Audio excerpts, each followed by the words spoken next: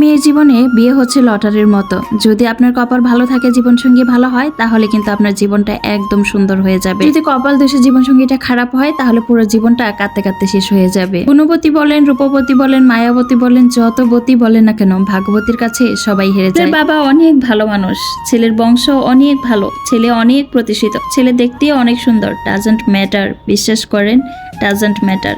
যদি ছেলেটার চরিত্রটাই না ভালো হয়, সে কিন্তু টাকা, প্রতিপত্তি, সম্পত্তি আপনাকে সুখ এনে দিতে পারবে না। সুখ এনে দিবে ওই ছেলেটা যার কাছে আপনি মানসিক শান্তি খুঁজবেন দিন শেষে। হ্যালো এভরিওয়ান, আসসালামু আলাইকুম। কেমন আছেন সবাই? আশা করি সবাই ভালো আছেন। সবাইকে ঈদ মোবারক। কিছুদিন যাবৎ আমরা সোশ্যাল মিডিয়ায় যা দেখছি, মানে বিয়ে, বিশ্বাস, সম্পর্ক, এগুলোর উপর থেকে না আস্তে আস্তে বিশ্বাসটাই উঠে যাচ্ছে। সবারই একটা প্রশ্ন, একটা কথা, পুরুষ আসলে কিসে আটকায়? না মায়ায় আটকায়, না রূপে আটকায়, না সন্তানে আটকায়, না কোনো দায়িত্বে আটকায়, কোনো কিছুতেই আটকায় না। পুরুষ শুধু তখনই আটকাবে যদি তার চরিত্রটা ভালো থাকে। ছেড়ে যাওয়া প্রতারণার এই যুগে এসেও যদি আপনি চরিত্রবান একজন পুরুষ পেয়ে থাকেন আপনার জীবনে, তাহলে শুকরিয়া আদায় করা উচিত, তার যত্ন নেওয়া উচিত, তাহলে আপনি অনেক ভাগ্যবতী। যাই হোক, আজকে হচ্ছে ঈদের আগের দিন। আগের দিনে তো আমাদের মেয়েদের কাজের অভাব থাকে না, অনেক কাজ, অনেক কাজ। ঈদ আসলে সারাটা মাস ধরে চিন্তা ভাবনা করতাম যে কি পরবো, কিভাবে মেহেদি দিব, মেহেদির ডিজাইন পর্যন্ত কালেকশন করে রাখতাম, কোনটা দিব, কোনটা ভালো লাগবে, 1000 ছবি সেভ করে রাখতাম। আর এখন ঈদ আসলে 7 দিন আগে থেকে শুরু হয়ে যায় কাজ গোছানো, ঘর দরজা গোছানো,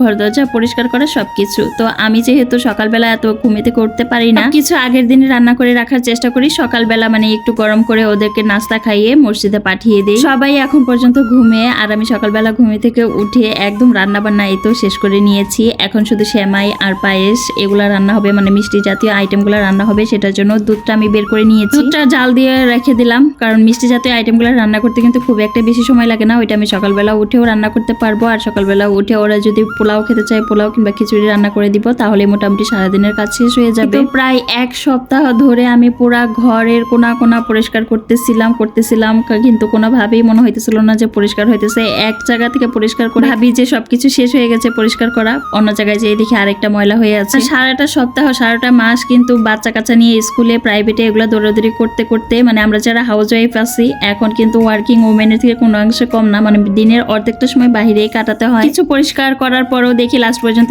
এটাকে পরিষ্কার করতে রয়ে গেছে। আর এখনকার খালাদের কথা আর কি বলবো, ওনাদের দিয়ে কাজ করানো হচ্ছে আলাদা আরেকটা প্যারা, মানে পিছনে পিছনে লেগে থাকতে হয়, তারপরেও কাজ আপনার মনের মতো হবে না। তো সব কাজটা শেষ করে বিকেলবেলা আজকে ভাবছি মেয়েকে নিয়ে একটু ছাদে যাবো। স্কুল সবকিছু তো বন্ধ হয়ে গেছে, একদম ঘর বন্ধ হয়ে গেছে, আর ঘরের মধ্যে থাকতে একদমই ভালো লাগছে না। যেহেতু শ্বশুর শাশুড়ি নেই, এখন কিন্তু গ্রামেও যাওয়া হয় না। আগে কিন্তু শ্বশুর শাশুড়ি ছিল, তখন গ্রামে যাইতাম 2-3 দিন আগে থেকে। গ্রামে যাওয়ার প্রস্তুতি, গ্রামে গিয়ে হইচই করা, ভালো লাগতো সেই দিনগুলো। যদিও কাজ করতে তখন অনেক বিরক্ত লাগতো, মাটির চুলায় রান্না করা, খাওয়া দাওয়া, হইচই, খুব ভালো লাগতো ওই সময়টাতে। আর আমার শ্বশুরবাড়ি মাশাআল্লাহ অনেক বড় ফ্যামিলি, অনেক মানুষজন, তো সবাই মিলে অনেক মজা করতাম। এখন যেহেতু শ্বশুর শাশুড়ি নাই, ওইভাবে আর গ্রামে যাওয়া হয় না। আমি একা একা আমার বাসায় ঈদ করি, আর ঈদের পরের দিন বাবার বাসায় চলে যাই। সব করে বিকেলবেলা একটু ছাদে উঠেছিলাম যে মেয়েকে নিয়ে একটু ছাদে মানে ঘোরাঘুরি করবো, একটু মনটা একটু ফ্রেশ হবে। অনেক মন খারাপ লাগতেছিল যে একা একা এইভাবে ঈদ করতেছে। আমাদের বিল্ডিং এ সবাই চলে গেছে মোটামুটি। ছাদে ওঠার পরে দেখি বাইরের কিছু পোলাপান ঢুকেছে ছাদে, আমাদের হয়তো কি একটা নাই, এই সুযোগে ওরা